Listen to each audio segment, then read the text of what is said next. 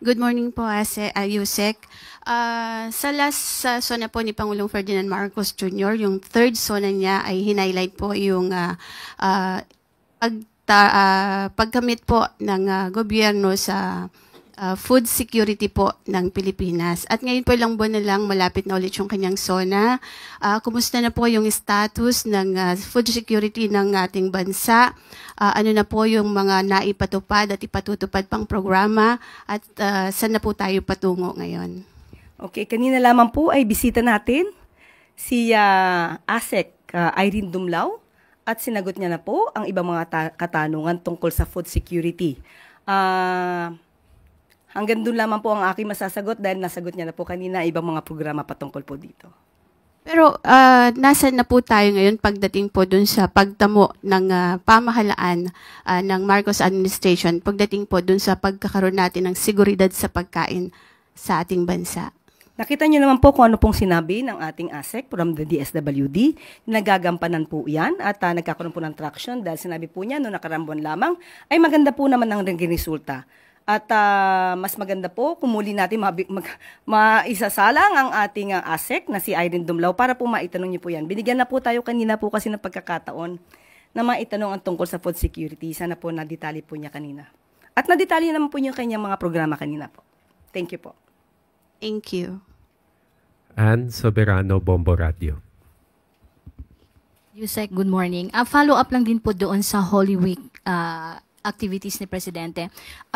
May mga pahabol po bang instructions si Pangulong Marcos sa mga concerned agencies, lalo po at nagsisimula na pong magsiuwian yung mga kababayan natin, and then may balak po ba siyang magsagawa din ng sariling inspection po? Thank you. Opo, unang-una po, syempre ang gusto po ng Pangulo natin at ang direktiba po niya ay bigyan po ang ating mga kababayan at hindi lamang po mga kababayan, kung sino man po ang bumibisita sa ating bansa, ng isang safe at convenient travel. Maliban po dyan, ang mga naiiwan sa kanilang bahay at hindi naman po nagda-travel at nagbabakasyon ay mabigyan din po ng kanilang proteksyon. At kaya po inaasahan po natin ang ating secretary, si DOTR Secretary Vince Dizon, naglilibot po siya upang malaman po ang mga nagbabiyahe kung may mga overloading at kung ano-ano pa maaari maging problema ng mga vehicles, no? Mga transportation na maaaring i-avail ng ating mga kababayan. At maliban po dyan, ang Bureau of Immigration po ay nagsabi rin po na handa po sila sa pagdagsa po ng tao sa airport at magtatalaga po ng 48 personnel para po siguraduhin na lahat ng counter po ay may tao at hindi po maipon ang pila. Hanggat sa makakaya po dahil hindi po natin malalaman kung gaano ba po talaga kadami po ang dadagsa sa pag-travel po. Balik na rin po sa bansa yung Philippine Humanitarian Team mula sa Myanmar. May mensahe po ba dito si Pangulong Marcos, Yusek? Opo, nagkaroon po ito ng commendation at sila po talaga ay kumbaga ipinarangalan po dahil sa kanilang napakatapang na pagsagupa dito sa kanilang obligasyon at sa kanilang duty po. Kaya po ang lahat po na nanggaling po at tumulong po sa Myanmar, kayo po ay aming pinasasalamatan. Kapuri-puri po ang inyong mga ginawa. Thank you po. Raquel Bayan, Radio Pilipinas. Good morning po, Yusek. May we get Malacanang statement po on the beginning of the overseas voting po and maybe your call for the Filipino voters abroad? Yes, opo. Yan po ay karapatan po talaga nila. Dito po nila mapapakita ang kanilang boses, ang ating mensahe po mula sa palasyo ay gampanan niyo po ang inyong tungkulin bilang isang Pilipino. Bumoto po kayo ng nararapat. Bumoto po mula sa puso. Huwag pong bumoto dahil lamang sa bulong o dahil kayo'y nabayaran, kundi iboto niyo po ang mga taong nararapat, yung maaasahan po natin, mga leader na hindi ibebenta ang bansa kahit sa anumang paraan, at mga leader na makabayan. Also, Yusek, for the first time available na rin po yung internet voting para sa mga OFWs natin. Your thoughts on that and maybe what does that say about the innovations of the government po na pinupush natin? Sana po mas maging maayos po ito at dahil po ito ay mas mapapabilis po ang pamamaraan ng pagboto ng ating mga kababayan. Thank you po. Last two questions. Clay Pardilla, People's Television.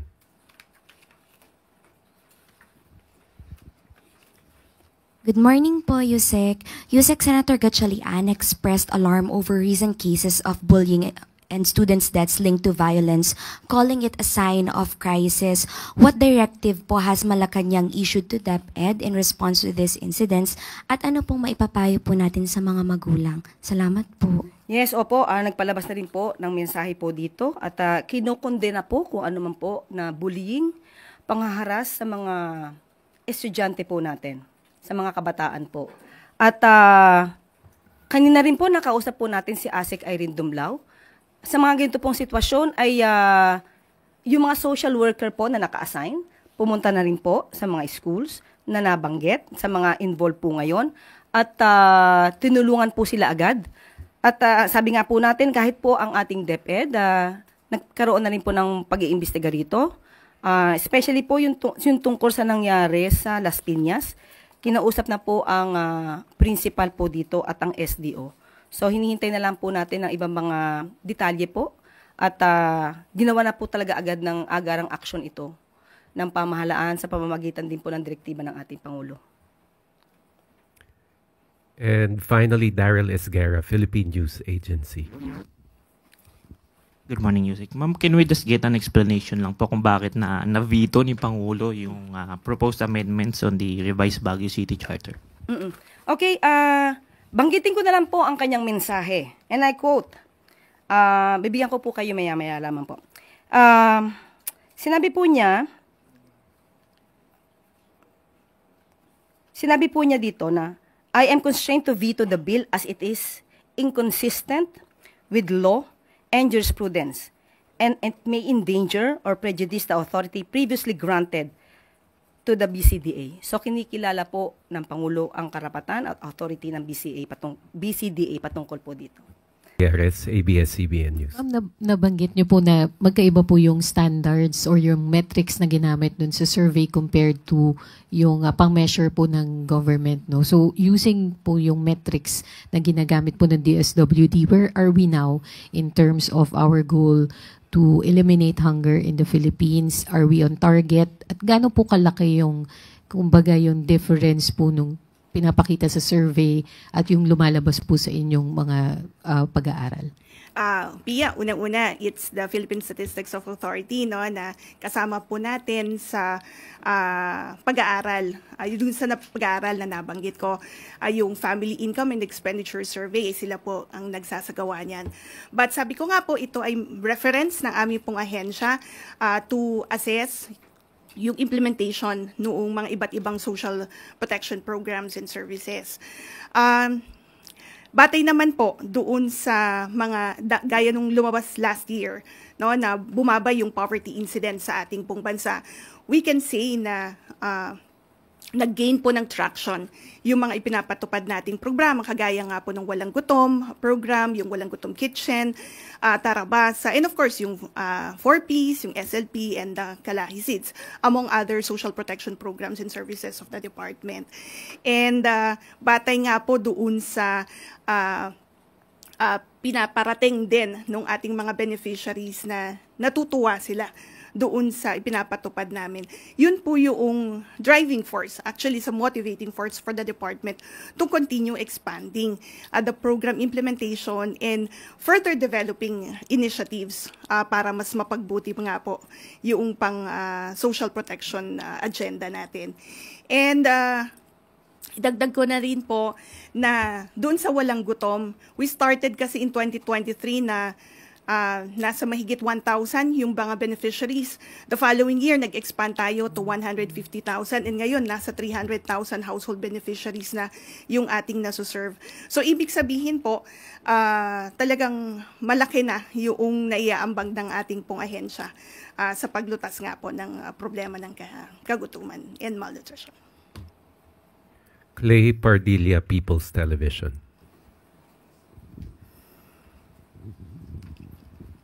Good morning po, ASEC. ASEC poverty and hunger rates have increased nga po. Pero po, kung titingnan yung PSA, nabawasan pa po yung inflation rate natin from Feb to March, nadagdagan din po yung employment rate natin. Paano po natin nire-reconcile yung mga ganitong datos, and how optimistic is the government na mababawasan po for the month of April? Now, in terms of optimism, optimistic po tayo na mas mag-i-improve pa po no, yung condition noong, in terms of improving or reducing poverty incidence in our country and reducing hunger incidence as well. Nakikita nga natin doon sa isinasagawa natin na trabaho para sa 4Ps sa Bagong Pilipinas. Gaya ng nabanggit ko earlier, marami po tayong mga na-i-register na merong mga bagong trabaho. So, I think that matches na rin yung lumalabas na percentage na bumababa yung bill ng mga unemployed. And gayon din po, makikita natin dun sa ating mga 4Ps beneficiaries, marami po sa kanila nakakapagtapos ng kanilang pag-aaral. And marami nga rin are acing licensure examinations. So sila po ay nabibigyan din ng pagkakataon na makapagtrabaho. Ganyan din sa Sustainable Livelihood Program because kinakapacitate din natin yung mga beneficiaries to either engage in thriving livelihood activities or makapaghanap ng trabaho. So yan po, nakikita natin, pag binabangga natin, yan ang nagpapatunay na maganda po yung mga inisyatibo ng ating pong pamahalaan. Sam Medinilla, Business Mirror. Hey, good morning, ma'am. Kanina po na-mention po nila na parang may recommendation sa DSWD na parang expand yung program sa Northern Manila. Itatanong ko lang po kung ano pong organization or sino po yung nag-recommend na kung saan areas na dapat intensify yung anti-hunger measures. At saka meron po kayang list yung DSWD ng mga areas na makukonsider natin as hunger hotspots. Okay, batay po doon sa nabanggit ko na expansion ng Walang Gutom Kitchen. Yan po ay dahil pinag-aralan natin with our partners, particularly from the private sector, na dito rin po yung mataas ng bilang ng mga individual families and individual in street situations. Halimbawa doon sa Bangon, dahil isa rin po yan, BARM, I mean to say, meron rin kasi tayong programa doon, yung Bangon. Diyan din natin nakikita na magkaroon ng additional intervention para again ma-reduce yung hunger incidence sa lugar po na yan. Bukod po dun, wala na pong iba pong parang priority areas yung DSWD para for its anti-hunger measures. Well, at titingnan po natin doon sa lalabas na result noong nagkaroon kasi ng pag-aaral yung pilot implementation nung Walang Gutom Kitchen. So we're expecting na ma-finalize po iyan nitong buwan ng Abril. Kung ano pa yung karagdagang mga rekomendasyon, yun po yung ating pong i-consider doon sa skill up nito. Last na lang po, ina-mention po nila kanina na pinag-aaralan na itaas yung 3,000 pesos doon sa Pantawid Walang Gutom program. Ano po yung amount na kino-consider ng DSWD at saka saan factors po yung na i-consider para increase po yung amount ng 3,000? Currently, yan po ang pinag-aaralan ng ating pong partners na nagsasagawa ng pag-aaral. Hindi lamang po yung amount but then also the frequency of distributing the monthly food credits. Sa ngayon po, ma'am, wala pa pong proposed na amount? Wala pa kasi in each area may halaga po na pinag-aaralan. So, hintayin po natin na lumabas yung study on that. Thank you po, ma'am. Leth Narciso, DZRH.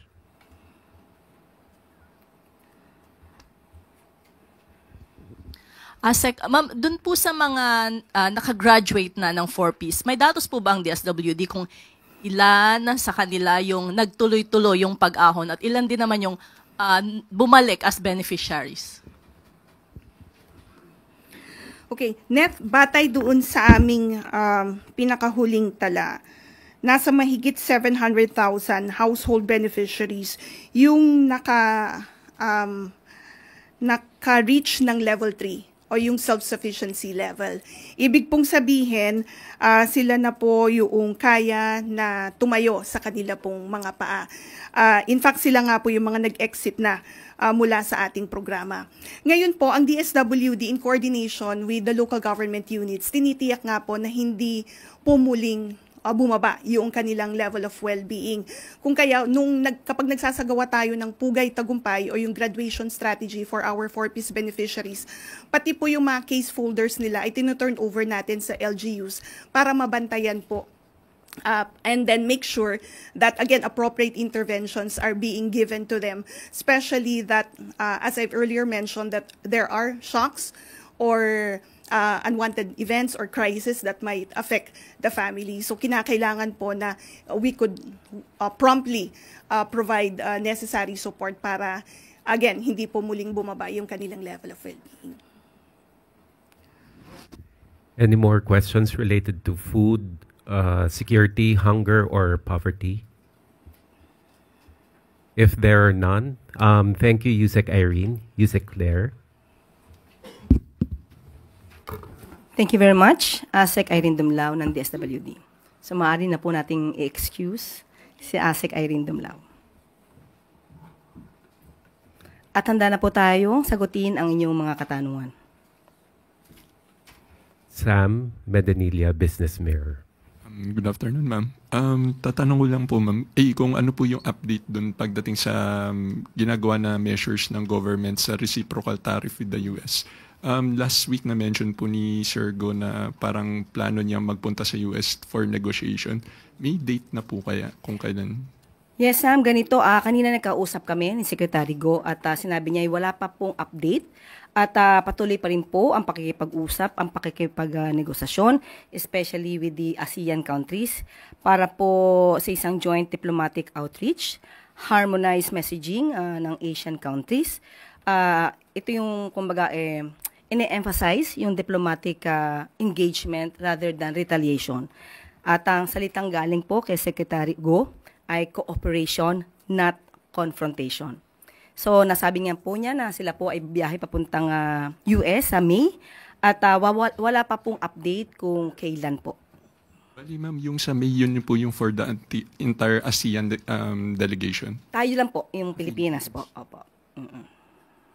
Tapos last question na lang po, ma'am. Regarding po dun sa reciprocal tariff pa rin, na-mention po ng DTI tsaka DOF na isa sa parang magiging competitive edge ng Pilipinas yung 17% tariff niya compared dun sa other ASEAN countries.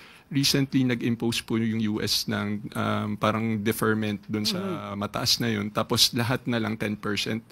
Paano po kaya magiging competitive pa rin yung Pilipinas kung yung other ASEAN countries, pantay-pantay na po tayo ng 10%? Yan po ang magiging mas magandang opportunity para sa local businesses natin na mas galingan pa nila ang kanilang mga produkto, ang kanilang mga serbisyo para sa paggawa ng mga produktong pwede nating i-export. Okay po. Thank you. Tina Maralit, Manila Times. Good afternoon, ma'am. Ma'am, reaction lang po on what came out over the weekend, yung pag-endorso po ni Vice President Sara Duterte sa alyansa candidates, Congresswoman Camille Villar and Senator Amy Marcos. Ano po kayang mensahe ang pinaparating nito sa publiko? Kung di po ako nagkakamali, naglabas na rin po ng mensahe ang si Congressman Toby Tiangco. At lahat po ng question patungkol po dyan ay si Congressman Toby na lang po ang sasagot. But ma'am, is the trust and confidence of the President in these candidates buo pa rin po kaya? Sa kanya mga kandidato, definitely yes. Pero muli, kung ano man po yung iba pang mga detalye patungkol po dito sa recent incidents ay si Congressman Toby Tiangco po ang may authority to talk about that matter. Salamat po, ma'am. Leth Narciso, DZRH. Yusek, may we know what are the President's plans for the Holy Week? Naitanong po natin at siya po ay makakasama niya po ang kanyang pamilya. He will spend his time with his family. At ang mga detalye po ay hindi ko na po maibibigay. Yun lang po. Hindi po sinabi kung saan? Hindi po sinabi sa amin kung saan. At kailan po mag-start yung... Opo, basta he will be spending his time during this Holy Week, most probably starting Thursday. Opo, pero yun lang po. Itong Holy Week na po ay bibigyan niya po naman ng oras ang kanyang pamilya para po sila magkasama-sama. Dahil sa sobrang busy ng ating Pangulo sa kanyang mga activities. So, yan po. Follow up to that, Tuesday new DZBB. Hi ma'am, so ibig sabihin po ma'am, from today until Wednesday may i-expect pa kaming mga activities ni Presidente? Meron pa po. Outside of the palace? Sa aking pagkakaalam, meron din pong magaganap dito sa palasyo. Pero mga meetings lang po. So, i-include po natin yung mga meetings. Thank you, ma'am. Mm-mm.